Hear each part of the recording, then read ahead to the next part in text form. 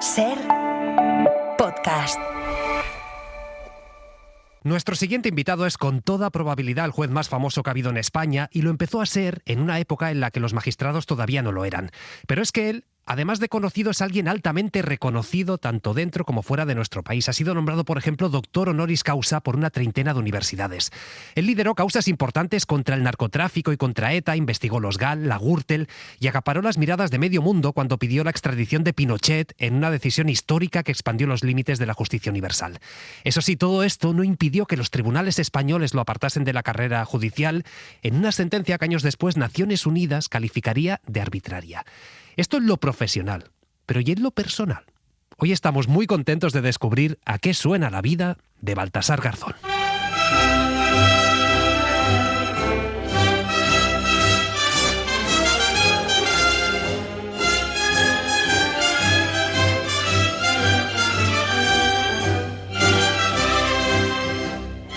Yo no maldigo mi suerte porque minero nací.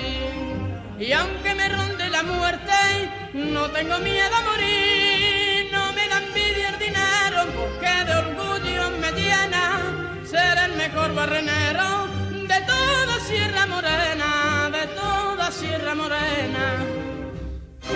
Bajo a la mina cantando, porque se gane el altar. Mi madre queda rezando por el hijo que se va, y cuando siento una pena va el viento mío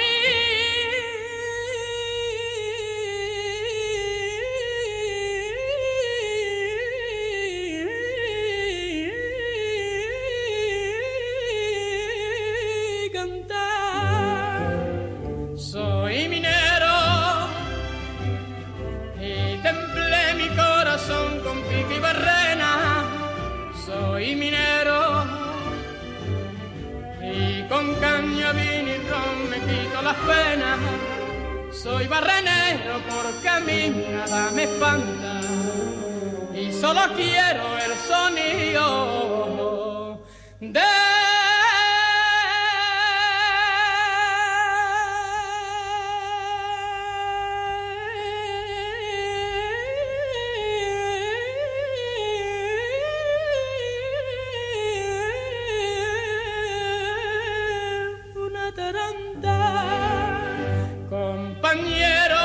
Difícil cortar esto. Baltasar Garzón, buenas noches.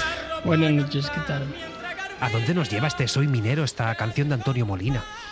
Pues nos lleva a los años 50, que es cuando yo nací, allá por 1955, un mes de octubre, 26, y me lleva a la niñez. Esta era la canción y todas las de Antonio Molina que yo creo que fueron las primeras que oí en mi vida, aparte de alguna nana que me debía de cantar mi madre, pero eran las canciones que oía mi padre, que era un trabajador del campo, agricultor, pero también era músico, tocaba la trompeta y amaba a Antonio Molina, y por tanto todos los días Antonio Molina no solamente se oía en la radio tal, sino que se cantaba, y yo aprendí desde apenas 5 o 6 años, cuando mi padre, a partir de esa edad, me llevaba al campo, pues todas las canciones de Antonio Molina.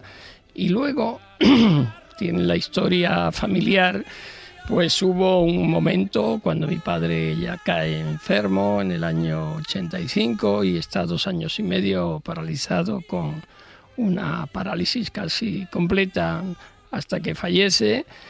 Que el dolor se le calmaba con las canciones de Antonio Molina, y cuando él fallece, prácticamente mi madre, pues con el dolor suyo y el de todos nosotros, se eliminó Antonio Molina de nuestras vidas, hasta que después, poco a poco, una vez superado casi durante 20 años ese dolor, se volvió a escuchar, y yo realmente lo oigo casi todos los días, porque además la voz de Antonio Molina es una de las voces casi imposible de igualar. Ese sostenido que hace permanentemente es inigualable. No creo que nadie sea capaz de hacerlo. Y por tanto, es inconfundible. Es inconfundible. Además, vivíamos también después de Torres en Linares.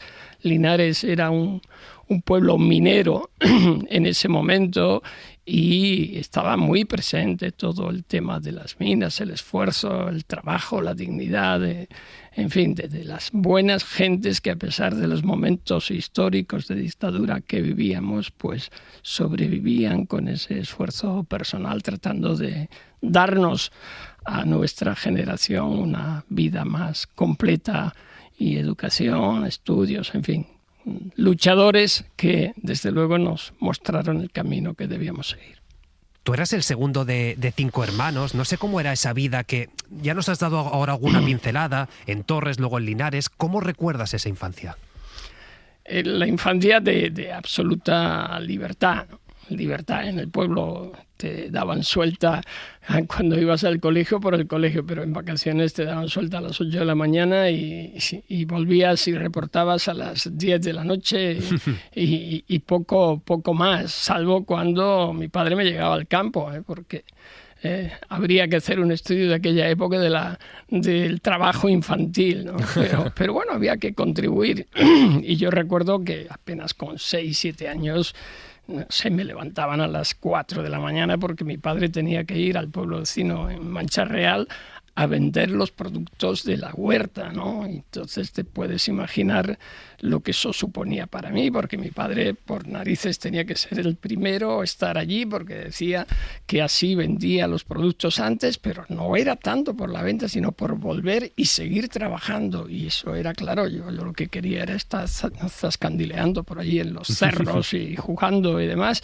Había tiempo para todo, esa es la verdad. No vivíamos tan agobiados ni tan estresados como ahora. Y luego, pues como en todas las familias, en la mía se vivió también los efectos de la dictadura de forma muy próxima, porque el hermano mayor de mi madre, mi tío Gabriel, pues había estado en la guerra con la República, fue comisario político del ejército republicano simplemente porque mataron al anterior, y él hablaba bien, era un lector empedernido y se le daba bien los discursos, y entonces, pues como decidió permanecer en la legalidad, pues estuvo 35 años perseguido, con juicios y con... A mí recuerdo que cuando pequeño me llamaba la atención mucho de por qué la Guardia Civil estaba casi siempre presente en casa. Cuando vivíamos en Linares, si venían los demás hermanos de mi madre a visitar a mi madre y a su madre, es decir, mi abuela María Juana,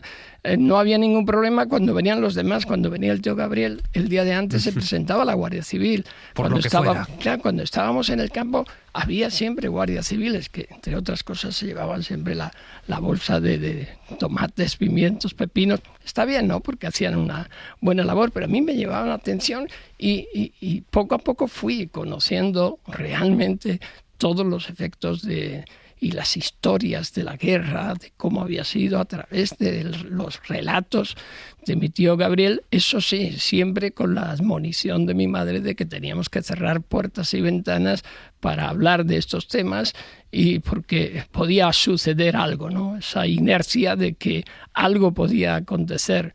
Recuerdo con mi tío la primera vez que conseguí llevarlo en Sevilla a un meeting, al primer meeting en Dos Hermanas de Santiago Carrillo. Pues no hacía nada más que agarrarse a mi mano. Yo ya universitario decía el sobrino, esto va a acabar mal, aquí se va a liar otra vez, Franco ya está muerto, pero algo va a pasar. Es decir, tenía todavía ese miedo. Yo le decía, no, tío, ya estamos en democracia, tal, no, sobrino, esto no perdonan. Ahí andaba.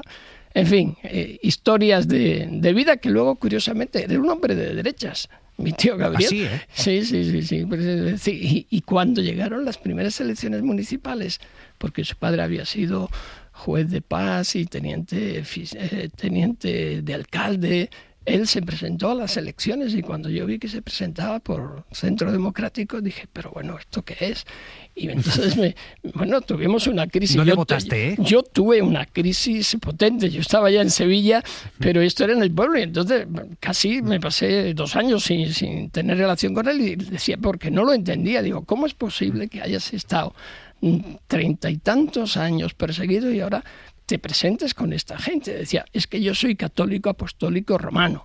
Y digo, bueno, pues entonces en cuestión de la Iglesia y de las defensas de lo sagrado y altísimo no hay nada que decir. De modo que, bueno, por eso se pasó, pero era un hombre bueno, honesto y que simplemente respetó la legalidad republicana y no optó por pasarse al otro bando. Esa es la coherencia que de alguna manera mis padres y mi tío Gabriel, que tuvo una gran influencia, me transmitieron, ¿no? No sé si se forja ahí, entiendo que sí, en esas conversaciones con tu tío, en esas reuniones clandestinas casi en tu casa con las persianas bajadas, ¿se forja ahí tu conciencia política, tu conciencia de clase? Puede ser, porque además en mí yo soy una especie de híbrido raro, ¿no? Porque siendo súper travieso, me titulaban como el más travieso del pueblo, pero luego un buen día llegó y me decidí que me iba al seminario, ¿no? Y mis padres se echaron las manos a la cabeza diciendo, pero ¿cómo que te vas al seminario? Y dice, pues sí, me voy al seminario porque quiero ser cura. Y entonces hubo debates importantes de mis padres. ¿Pero esto de dónde te viene, este golpe de fe? Bueno, no sé, no es que me viera, era quizás rebeldía o quizás planteamiento de decir, bueno, pues quiero salir del pueblo, no sé, algo debía de haber. Sí, desde luego, un compromiso siempre con los más vulnerables que sí me ha guiado siempre. Lo que ocurre es que mis padres yo creo que me dejaron por imposible, diciendo, bueno, en 3 meses lo expulsan. Y yo capté esa conversación en casa, ellos estaban en su habitación y yo que estoy diciendo, bueno, déjalo María, déjalo. Le decía a mi padre, dice, si ya verás, si en 3 meses o le ha pegado fuego al seminario o lo echan. Y yo dije, pues os vais a enterar. Entonces 6 años estuve, ¿no quieres? ¿Y qué tal la experiencia? Bien, la verdad es que nunca me he arrepentido. Me enseñaron un hábito de estudio y responsabilidad muy, muy potente. Evidentemente no iba a ir. Yo lo que quería era ser misionero. Eso sí, yo decía, yo quiero irme a las misiones, pero había un principio que sabía que no iba a cumplir. Entonces, cuando ya me lo dijeron un poco más crecido en la adolescencia, pero es que yo no voy, el celibato no lo voy a cumplir. Entonces, pues no sigo. Yo he llegado a leerme 4 o 5 veces la Biblia entera, es decir, porque como era una epopeya, ¿no? Luego vas cuestionando todas las cuestiones y yo preguntaba y decía, pues esto, lo de la fe. Y entonces llegaba un momento en que no me sabían dar explicaciones y yo las buscaba y entonces las comencé a buscar en la racionalidad, en la filosofía y me fui apartando de ese aspecto teológico y de fe que proclaman algunas religiones y fui explorando otras experiencias en el sentido de la reflexión y sobre todo el estoicismo del que me declaró absolutamente admirador del mismo y de sus planteamientos. ¿Hoy solo crees en la razón y en la filosofía? Sí, de alguna forma sí, aunque soy consciente de que hay cuestiones que van muy parejas a las convicciones y a principios también éticos que te pueden transportar hacia otros ámbitos no estrictamente racionales, ¿no? Yo tengo mucho respeto por lo que es el desarrollo humano y el desconocimiento que todavía tenemos de espacios de la mente y de no voy a decir mundos paralelos, universos paralelos, pero soy muy respetuoso con estas distopías, quizás por eso me gusta tanto la ciencia ficción y evadirme es una forma de evasión que tengo, es irme hacia mundos distópicos que me lleven un poquito lejos de este proceloso mundo en el que vivimos, que muchas veces no tiene ni pies ni cabeza y que no lo respetamos y que no somos ni siquiera capaces de de entenderlo. Yo, que soy un consumado antibelicista, pues por mucho que me esfuercen no me van a convencer de los principios de la guerra y de las bondades de la misma, que no tienen ninguna, ¿no? Por tanto, pues de alguna manera sí. Pues vamos a ir a escuchar otro tema de los que has elegido, de otro antibelicista, en este caso Joan Manuel Serrat, de la mano de Noa. La canción se llama Es caprichoso el azar.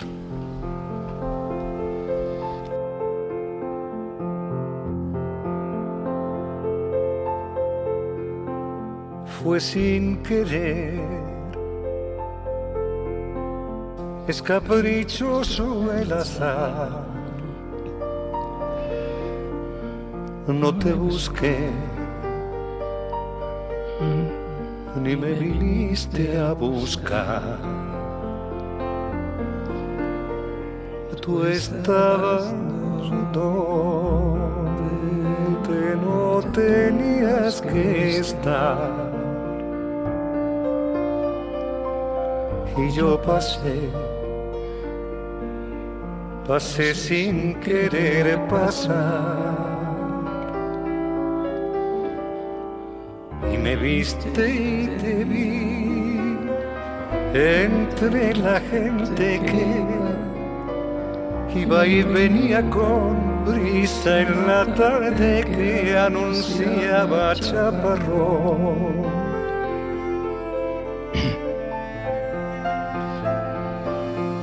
Tanto tiempo esperándote,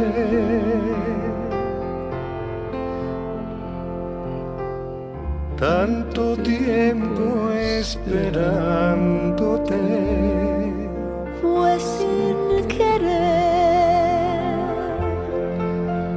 es caprichoso el azar. Es que es verdad que en la radio tendría que estar prohibido cortar determinadas canciones. Las de Serrat suelen ser de esas. ¿Por qué has elegido este Es caprichoso el azar? Esta canción, yo creo, si no recuerdo mal, la pone en circulación Joan Manuel allá por el 2002. Todas las canciones, a quienes nos gusta la música, yo soy muy omnicomprensivo de la música, me gusta todo tipo de música, una la entiendo mejor, otra peor. Durante mucho tiempo y todavía hoy, cuando voy a algún país o lugar que no he estado antes, una de mis adquisiciones siempre es música étnica del lugar, música propia, porque te ayuda a comprender, ¿no? Y esta de Joan Manuel Serrat, pues viene a decir que los grandes encuentros no siempre dependen de la racionalidad, sino también del azar, de la casualidad, de estar en el lugar adecuado cuando tenías que estar y que no hubiese ocurrido nada parecido en tu vida si no estás en ese momento y en esa oportunidad. Entonces esta canción desde la comencé a oír por consejo de una excelente compañera de trabajo, de profesión en aquella época, y que después la vida ha dado tantas vueltas que al final es mi mujer, Dolores Delgado, ¿no? Ella cuando estaba de fiscal en la Audiencia Nacional, yo también como juez central número 5 en la Audiencia Nacional, y un día pues me dijo, mira, oye esta canción, y la oí, y la verdad es que desde entonces es raro el día que no la escucho o la escuchamos en los últimos años de nuestra vida. Y luego también la coincidencia de que hemos desarrollado una muy buena amistad con Joan Manuel Serrat, ¿no? Entonces, sois amigos de Serrat, ¿eh? Sí. Y admiradores. No sé por qué orden. Primero admirador y después amigos y mucho cariño, ¿no? Por eso digo que al final la vida da tantas vueltas, hombre, y hablar de Serrat es hablar del todo, ¿no? Es como hablar también de mi muy buen amigo Paco Ibáñez, que estuve en dudas de poner una canción u otras, pero como me oiga como oiga este programa me va a echar la bronca. De hombre, un poquito de guitarra. Pero sí. No sé cuánto de azar hay en el hecho de que alguien tan espiritual, tan filosófico, tan sensible hacia el arte como te estás descubriendo tú ahora, acabe siendo juez. ¿Cuánto de azar hubo en aquello? Bueno, aquello debió de ser un empecinamiento mío también. Como lo del seminario, ¿eh? Sí, bueno, porque yo tenía idea de ir hacia la psicología, ¿no? Porque una vez cerrado mi espectro teológico y religioso, pues yo tenía idea efectivamente de estudiar psicología, pero en esas charlas que nos dieron, al menos así era en aquella época, en el colegio, en COU, que era entonces el curso de orientación universitaria, el preuniversitario. Sí, el segundo de bachillerato de ahora. Eso sí. es. Para comenzar ya la actividad universitaria, nos dieron varias charlas, ¿no? Y una de ellas fue mi compañero de habitación, porque yo estaba interno en un colegio menor de Baeza, que curiosamente es donde había comenzado como seminario. Yo siempre digo un poco de broma, pero de verdad que fui cerrando seminarios, porque cerré el de Baeza con 3 años de estancia allí, luego cerré el de Jaén con 3 años de estancia allí y luego volví a Baeza cuando ya era colegio menor. Y bueno, entonces durante ese tiempo estabas un poco pensando en qué hacer, ¿no? Y coincidió que el padre de este compañero de cuarto, Lorenzo del Río González, que hoy día sigue siendo el presidente del Tribunal Superior de Justicia de Andalucía, pues vino su padre, que era juez de distrito de un pueblo de Jaén, Jódar, a dar una charla sobre la carrera de Derecho y sobre la profesión de juez. Vale. Entonces yo lo escuché y dije, yo quiero hacer Derecho, pero para ser juez. Entonces mis padres me decían, pero hijo, esto no está hecho para nosotros. Ellos tenían la visión del juez, el señor con bastón y sombrero, que a veces iba al pueblo y se les saludaba desde la otra acera con máximo respeto, y entonces ellos decían, esto no, es decir, no nos corresponde. No es para la clase obrera. No, claro, no, porque, bueno, mi padre o mi familia era de una clase media agricultora, pero no, como que era demasiado, ¿no? Y entonces yo dije, no, yo quiero ser. Dice, bueno, pero... Y de nuevo, como aquel momento del seminario, déjalo, ya destilará, ya se le ocurrirá, ¿no? Ya se le irá de la cabeza. Terminé la carrera y me puse directamente a estudiar las oposiciones de juez, y además con la advertencia a mis padres y familiares que bajo ningún concepto iba a cambiar ni iba a dar opción a otra alternativa que no fuera la de intentar aprobar las oposiciones de juez. Es verdad que me marqué 2 oportunidades, aprobé a la primera y ya pues comencé mi andadura a los 24 años, pero no di opción a otra. ¿Por qué? Pues porque consideraba que mi forma de ser, que es bastante independiente, bastante iconoclasta, pues lógicamente tenía que estar dentro del marco legal, pero sin recibir demasiadas órdenes. Yo no opté y pude hacerlo por la posición o por la profesión de fiscal, porque iba a tener una jerarquía y yo prefería equivocarme solo a tener que hacerlo por imposición o estar acudiendo al artículo 27 del Estatuto Orgánico del Ministerio Fiscal de forma permanente, ¿no? Si había discrepancia. Bueno, tuve esa opción y elegí juez, y a partir de ahí, además, nunca he ido a un tribunal colegiado, siempre he estado en órgano unipersonal, y realmente la única vez que estuve en un órgano colegiado, que fue en la inspección del Consejo General del Poder Judicial, que estuve 1 año, me fui al año cuando eran 5 porque me impusieron unos criterios los vocales del Consejo que consideraba que no eran de recibo respecto de determinadas irregularidades que se estaban cometiendo en uno de los juzgados de Andalucía y que yo descubrí y puse sobre la mesa para que se tomaran acciones y sanciones respecto del juez y otros implicados, y como dijeron que no, que había que darle que destilara aquello, dije, no, pues ya no, esto no va conmigo, porque si no atajamos la corrupción o las corruptelas que se están produciendo y prima lo corporativo sobre lo correcto, pues me voy. Y me fui a la Audiencia Nacional. ¿Por qué? Pues porque quería combatir el terrorismo, el narcotráfico, el crimen organizado, porque siempre he dicho, y no me cuesta repetirlo ahora, que mis modelos judiciales fueron los jueces italianos. Giovanni Falcone, Borsellino, Caponetto, y desde siempre. Luego desarrollé amistad con gran parte de ellos y esa ha sido digamos, la fijación en este caso de por qué opté por ser juez y no otra profesión diferente. Ahora iremos a tu carrera judicial, pero el hecho de sacarse derecho no es nada fácil, sacarse una oposición no es nada fácil, requiere mucho tiempo, requiere horas. ¿Tuviste que trabajar mientras estudiabas? Sí, en gran parte de la carrera sí.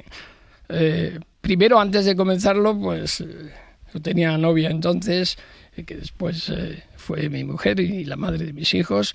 Y mi padre me dijo, pues eres muy joven para tener novia, pero si quieres tenerla te la tienes que costear tú, porque ella estaba en Granada y yo en Sevilla. Y bueno, comencé así a trabajar. Y no había WhatsApp en aquella época. No. Y comencé a trabajar primero de albañil, luego de camarero y finalmente ya para ayudar a la familia también. Trabajé durante 3 cursos de Derecho, iba a trabajar por las noches a la gasolinera, donde también trabajaba mi padre. Y yo lo que hacía era hacer siempre el turno de noche, así evitaba que mi padre tuviera que ir en turno de noche porque estaba en las Cabezas de San Juan, a 43 kilómetros de Sevilla, y era complejo porque iba en autobús, volvía en autostop al primero que se detenía en la gasolinera y me traía. Sí, bueno, pero maravilla. Era fácil porque como recién salía, pues le decía, trabajo aquí, lléveme para Sevilla, porque tenía que llegar a la universidad a las 10 de la mañana que comenzaban las clases, porque además, quizás por mi formación bastante cartesiana y de permanencia en el seminario, cumplía siempre, iba a todas las clases, no faltaba ninguna, y era un punto de fricción con muchos de mis compañeros que me suponía un trabajo añadido porque yo tomaba los apuntes y luego se los pasaba a ellos cuando no iban a clase. Pero bueno, eso siempre ayuda a socializar. Eso siempre, sí. De modo que, sí, estuve trabajando, pero aprovechaba también. Quizás desde entonces me viene un poco el insomnio. La verdad es que nunca he dormido más de 6 horas y ahora, desde hace muchos años, duermo unas 3 horas. ¿3 horas? 3 horas, sí. Y ya no. ¿Y más. estás bien después? Bueno, todo lo bien que se puede estar en estos tiempos. Claro. Sí. Claro. La verdad que sí. Luego mi mujer Lola me dice, eso es relativo, porque luego tienes microsueños. El microsueño es que a lo mejor si voy en un taxi me pongo y me duermo 2 minutos y descanso. Porque es una técnica que desarrollé mientras que trabajaba de noche en la gasolinera, que me venía muy bien. Pero bueno, en aquella época estudiaba por las noches, pero otro de los resultados que me quedó del seminario fue la sistematicidad y la responsabilidad del trabajo. Es decir, yo con 11 años estudiaba, además de las clases y demás, nos hacían estudiar 4 horas diarias en el estudio en el seminario. Por tanto, cuando tuve que después seguir diariamente estudiando en la universidad y las oposiciones hasta 18 horas que llegaba a estudiar en el segundo ejercicio, pues no me costaba demasiado trabajo. Bueno, sí me costaba trabajo, no voy a ponerme aquí como un paladín de heroicidad, pero no tanto como otros podían afrontar ese desafío, de modo que sí, eran unas oposiciones difíciles, siguen siendo una de las más difíciles. Yo recuerdo que en aquella época eran 438 temas. Yo llegué a aprenderme de memoria el Código Penal, el Código Civil, la Ley de Enjuiciamiento Criminal, el Código de Comercio, todo. Y cuando terminé la oposición dije, nunca me voy a recitar de memoria ningún artículo. Y me obligué a consultar en los códigos y de esa manera me garantizaba que no hubiera lapsus y equivocarme, ¿no? Pero en fin, esa es un poco la historia. Claro, eras trabajador, eras estudioso, eras responsable, pero también me decías, de niño era muy rebelde. También ese espíritu justiciero ya ha salido en aquella experiencia que tuviste en un juzgado. ¿Hubo algún pecado de juventud gordo? Errores de juventud, sí, no sé, pero no, yo creo que no fue un error, fue un acierto, que yo era En los 10 años por ello era del Madrid, pero a los 11 años me pasé al Barcelona y soy del Barça. Y soy del Barça desde los 11 años. Sí, además, claro, eso es buen gusto. Además, absolutamente. Me acuerdo que al entrar al seminario, pues hacíamos los partidos de fútbol, los equipos, y me decían de reserva. Yo jugaba de portero. Entonces decía, de reserva del Real Madrid o titular del Barça. Dije, sin lugar a dudas, titular del Barça. Y entonces, desde entonces hasta ahora, soy culé. Sí. Culé. Pues vamos a seguir descubriendo, no es el himno del Barça, pero sí que vamos a seguir descubriendo a qué suena la vida de Baltasar Garzón, y nos vamos a ir a otro de los grandes, a Enrique Morente, con el pequeño Vals Vienes. En Viena hay 10 muchachas, un hombro donde solloza la muerte y un bosque de palomas disecadas.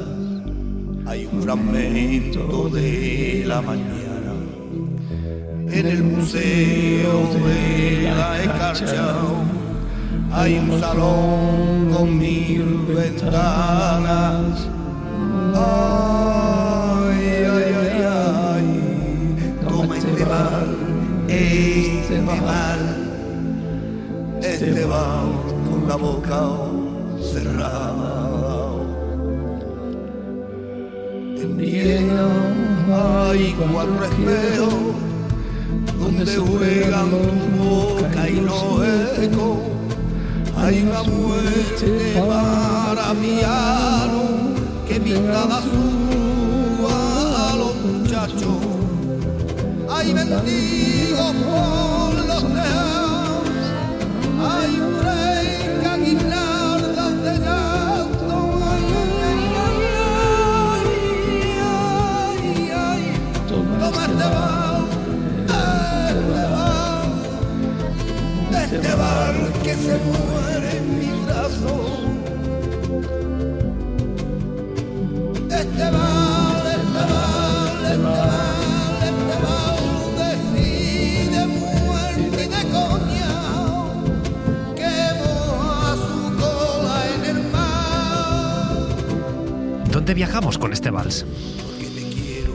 Pues con este vals, en sentido figurado, porque cuando lo escribe Federico García Lorca, un poeta en Nueva York entre 1929 y 30, no es exactamente un vals, sino toma como una figura poética, pues nos lleva a lo que durante gran parte de mi vida ha sido y sigue siendo una constante, y nos retrotrae casi al principio de nuestra conversación, a García Lorca, a la República, a la Segunda República, la guerra, la dictadura.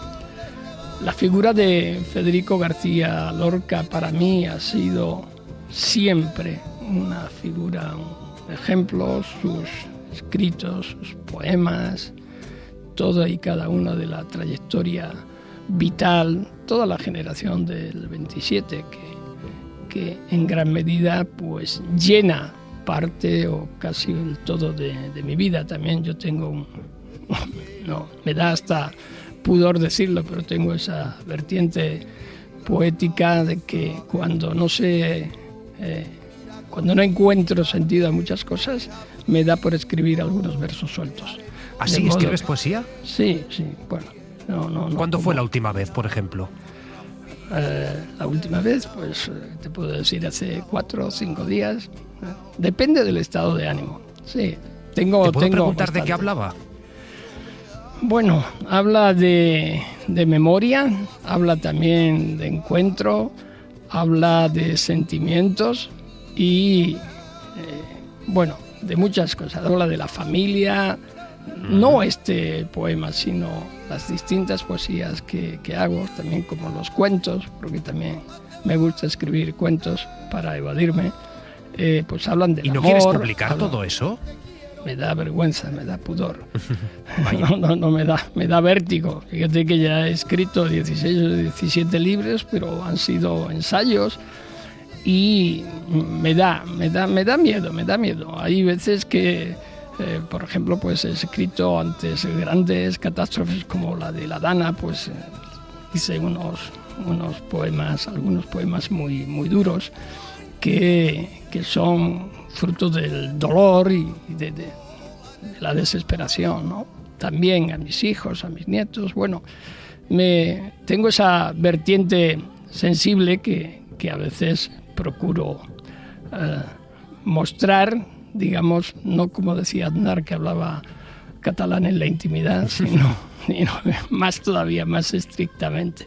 Pero bueno, a lo mejor algún día me da por ahí. Me dice Fátima, mi buena y fiel cuidadora de Planeta, que tendría que intentarlo, pero no sé, es más la buena voluntad que otra cosa. Y bueno, entonces todo esto me lleva a la figura de Federico, pero también a la figura de Enrique Morente. Enrique Morente fue un gran amigo, fue admirado por mí, pero también amigo. Yo soy un amante del flamenco.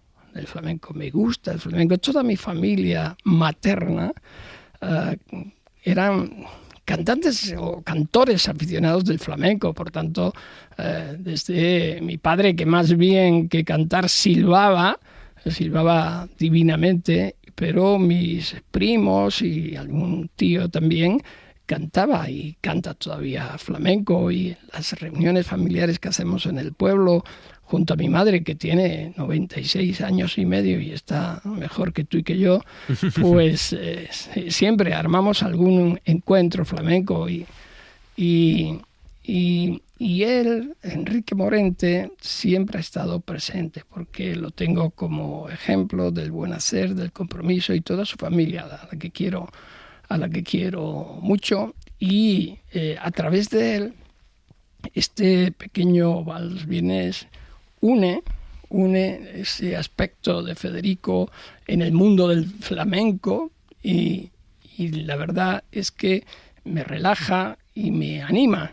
Y Enrique Morente, que tristemente lo perdimos, íbamos a vernos al día siguiente de lo que aconteció en Madrid, y se nos fue, pero siempre nos ha quedado sus cantes y su revolucionaria visión del flamenco, el compromiso político, militante, y eso unido a García Lorca, en este caso, pues hace un cóctel que realmente es muy, muy explosivo en el buen sentido. Y luego, por mi trabajo también con el inicio de la investigación de los crímenes franquistas en 2008, que me trajo unas consecuencias bastante problemáticas, porque fue lo que determinó la querella que presentaron por investigar los crímenes franquistas,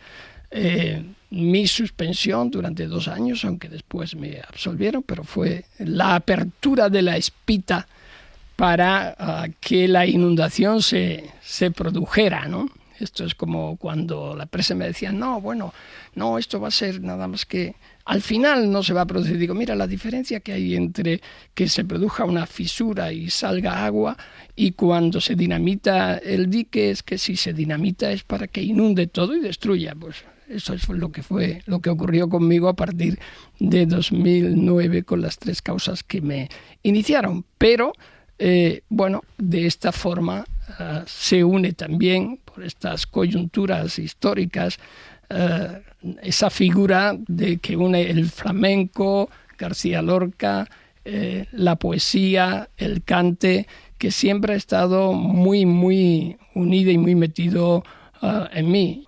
No sé qué ha sido más duro, investigar a gobiernos, llámese Gall, llámese Gürtel, perseguir a narcos, ir contra ETA, o esto que ahora estábamos comentando, intentar extraditar a Pinochet, tratar de dar dignidad a las víctimas del franquismo. ¿Qué ha sido más difícil? Más difícil es cuando te enfrentas a tus propios compañeros. ¿Al Tribunal Supremo? En casa del herrero, cuchillo de palo.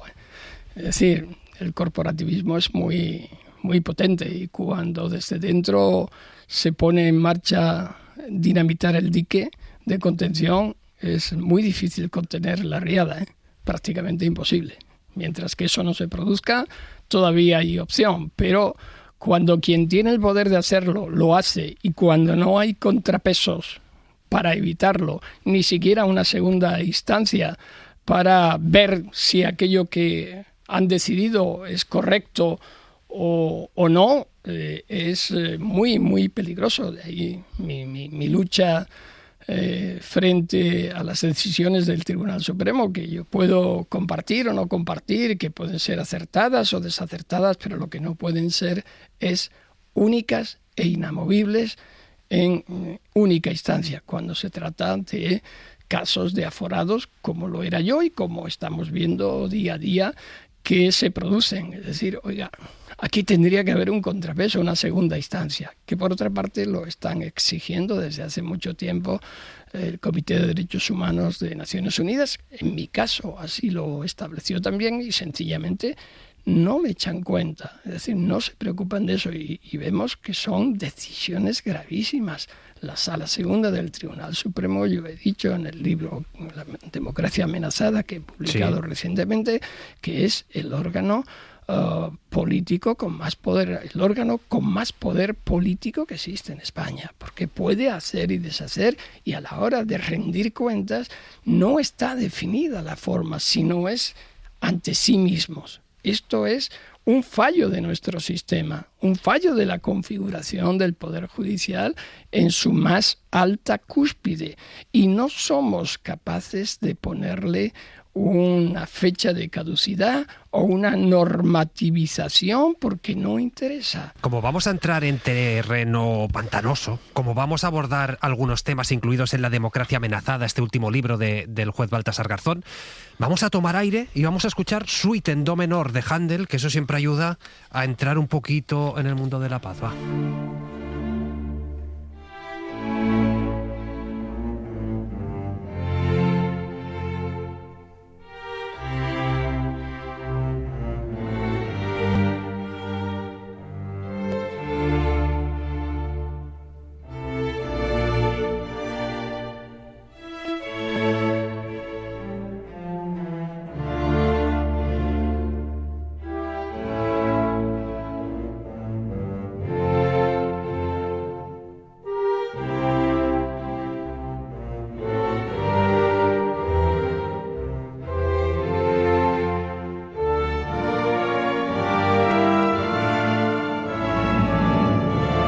Claro, ahora estamos entrando en el estado de paz, pero si leemos La democracia amenazada, ahí se habla de España como un aquelarre de jueces y fiscales que se están dando un festín caníbal. No sé cómo de masivo, cómo de mayoritario es este festín. En relación a Händel y a la Sarabande, que esta pieza que se la identifica como una suite en do menor, curiosamente es una suite en re menor, pero se produce... Sí, he incidido en lo llamativo de esto porque lo correcto es re menor, pero prácticamente se le dice do menor también. Es una pieza del barroco. Yo amo a Händel, amo a Bach, porque me han dado paz desde mi tierna edad. A Händel yo empecé a escucharlo con 10 años, con 11 años en el seminario, curiosamente. Todos los sábados y domingos nos levantábamos con música de Händel o de Bach. No es mal despertar. Con lo cual yo creo que ahí se generó un cariño especial y de hecho esta pieza es de las que puedes oírla de forma recurrente durante todo el día y siempre te suena a matices diferentes y te da efectivamente te da paz, pasa a lo majestuoso también, es la templanza, la permanencia, y por tanto eso de alguna manera me hace estar lo suficientemente calmado cuando escribo, y normalmente lo hago a este ritmo. Y sí, cuando digo que hay aspectos que aparentan un festín caníbal, es como el destrozo gratuito que se produce desde ámbitos como el del Poder Judicial sin tener en cuenta el daño y el deterioro que se produce en línea con lo que decía anteriormente de la credibilidad y la confiabilidad de la justicia. Dentro de la estructura de un poder democrático, digamos que el eje principal al final es el del Poder Judicial, que curiosamente no es, al menos aquí en España, un poder elegido popularmente, pero tiene la legitimidad que tiene constitucional y por tanto, con mayor razón, tiene que ser el que ponga calma, el que ponga, como tradicionalmente se decía, los puntos sobre las íes. Y sin embargo, en estos últimos tiempos, esto no está siendo así. Hay demasiadas resoluciones que también se han producido en otros países latinoamericanos y en otros lugares también del planeta, en donde el funcionamiento del Poder Judicial y sus resoluciones son muy cuestionables y más parecen elementos o instrumentos de poder político que de resolución de conflictos con base al principio de legalidad, imparcialidad e independencia que debería de regir. En ese sentido es en el que, respetando la gran mayoría de profesionales que desarrollan, que son administradores de justicia o que están en el ámbito de la justicia, como son fiscales y otros operadores judiciales, que no produzco y ni hago una descalificación, sería descalificarme a mí mismo, que aunque ya lleve tiempo, desde 2012, fuera de la función judicial, no dejo de sentirme dentro de la misma, pero precisamente por eso no podemos ver lo que está ocurriendo sin criticarlo, sin pedir explicaciones. Ver casos como el de en lo contencioso administrativo, que lo relato en el libro, en el primer capítulo y parte del segundo, que se hizo con Dolores Delgado, en el ámbito penal, lo que se hizo con el fiscal general del Estado, otros casos como el Procés, como el de Mónica Oltra, como los desarrollos referidos a Podemos, como una serie de cuestiones que afectan al presidente del gobierno, que recientemente pues hemos conocido una sentencia para mí absolutamente inconsistente, como es la sentencia que afecta al hermano del presidente Pedro Sánchez, a David Sánchez. Bueno, pues a mí me dejan absolutamente descorazonado, roto, porque yo he leído sentencias, sé lo que son las pruebas, sé lo que son los hechos probados, sé lo que son los indicios. A lo mejor el ciudadano en general no tiene por qué conocer estos elementos. Entonces, cuando yo en una sentencia veo que se dice basada en indicios y voy buscando la prueba plena en la que se basan esos indicios, es decir, aquella base firme de la cual tiene que partir el indicio, y no la encuentro, digo, entonces no estamos hablando de indicios, estamos hablando de ausencia de pruebas, estamos hablando de valoraciones. O cuando veo que en una descripción de hechos privados, porque antes que cocinero fui fraile, ¿no? Como dice el refrán. Veo cómo se va, sí, casi literal, cómo se va introduciendo, pero me gusta también la cocina bastante, introduciendo elementos y afirmaciones que en una lectura genérica no percibes, pero dices, ya aparece el nombre en esta frase. Y 5 párrafos después aparece otra vez con un sesgo determinado. Al final llegas a la conclusión de que es evidente lo que estaba buscando. Eso, para la gente en general que no tiene por qué profundizar en ese detalle, pues puede aparecer como unanimidad. Sin embargo, para los que sí conocemos esta profesión, pues vemos la consistencia o la inconsistencia de las pruebas. Si ha habido un interés no estrictamente legal, o ha habido unas interpretaciones que ya desde el principio venían preordenándose para conseguir una finalidad. No voy a decir que estemos en el ámbito de aquel instituto del que también hablo en el libro, del derecho penal de autor, pero hay veces que parece como que primero se elige la persona y después se colocan los argumentos. Y eso es muy, muy peligroso. Y tenemos ejemplos, no la generalidad, pero sí los ejemplos que están en los medios de comunicación. Por tanto, yo lo que he querido hacer con esta reflexión en el libro La democracia amenazada es ser una llamada, digo que es un libro de combate, procuro identificar los problemas que yo creo que nos están afectando y que están deteriorando la convivencia, la desinformación, el tema de la inmigración, el tema de la memoria, el tema de la corrupción, a la que digo verdadero virus de la democracia, en fin, todos y cada uno de esos elementos que creo que están incidiendo negativamente y que podríamos reconducirlo y reconvertirlo a lo que deberían de ser, que son instrumentos de pacificación y de integración y de respeto a esa pluralidad, ahora que está tan de moda esto y que algún expresidente del gobierno español se dedica a identificar las nacionalidades por las razas y las etnias, ¿no? Pues, como el señor Rajoy. No ha llegado a tiempo el capítulo de Rajoy para el libro La democracia amenazada, pero todo el resto de conceptos, oyentes, si quieren profundizar, los van a encontrar ahí dentro, en este libro publicado por Planeta. Nos tenemos que despedir, estaríamos mucho más rato hablando. Nos vamos a despedir con un aria de Turandot, Nessun Dorma, en voz de Pavarotti, pero déjeme la última, me he pasado al usted la última pregunta, voy a volver al tú, porque nos hemos puesto serios, me he pasado al usted. Ahora tienes 70 años, vas a cumplir 71 en octubre.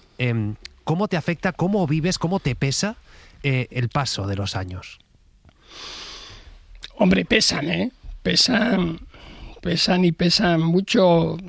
Es la experiencia, dicen que la veteranía es un grado, pesa y pesan las fuerzas físicas, pero las convicciones, que es lo que más peso nos debe de dar, son livianas en el sentido de que te dan alas y te ponen fuerza interior para seguir peleando. A veces te puedes cuestionar y decir, bueno, ¿y merece la pena?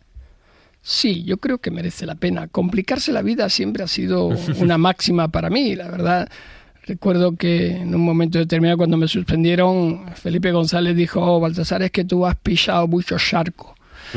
Bueno, pues no sé si he pisado charcos o no. A veces hay que pisarlos, a veces hay que fajarse con lo que te enfrentas y responder hasta las últimas consecuencias con aquello en lo que crees, y sobre todo porque creo que en lo que se refiere a mi profesión, el servicio público es algo fundamental, vivirlo, defenderlo y luego ser militante de los derechos humanos y luchar por ellos, porque es que no nos damos cuenta a veces cuando decimos, bueno, ya veremos, a ver, da igual, vivimos en un momento crítico, se critica mucho a los jóvenes y la tendencia que tienen, al asentismo, a todo, no, yo no, pero también tenemos que ver las generaciones anteriores en lo que no hemos hecho bien para que la situación esté siendo como ahora, para que aparezcan elementos que también trato en el libro, como Donald Trump, que están rompiendo el tablero. Recientemente unas directrices del Departamento de Estado de Estados Unidos, donde ponen como enemigo público número 1 a la Corte Penal Internacional, es decir, persiguiendo con sanciones a jueces, a fiscales que, mal que bien, cumplen con su labor, es decir, rompen la estructura de derecho internacional, que es lo único bueno que tenemos. Por tanto, hay que seguir esa pelea, hay que seguir pisando charco. Pues no sé cuántos charcos ha pisado Baltasar Garzón en esta entrevista, pero que ha valido la pena, seguro que sí. Así que, Baltasar Garzón, mil gracias, de verdad. Muchas gracias. Y oímos el Nessun Dorma. Para irnos, por supuesto, un poquito de Nessun Dorma.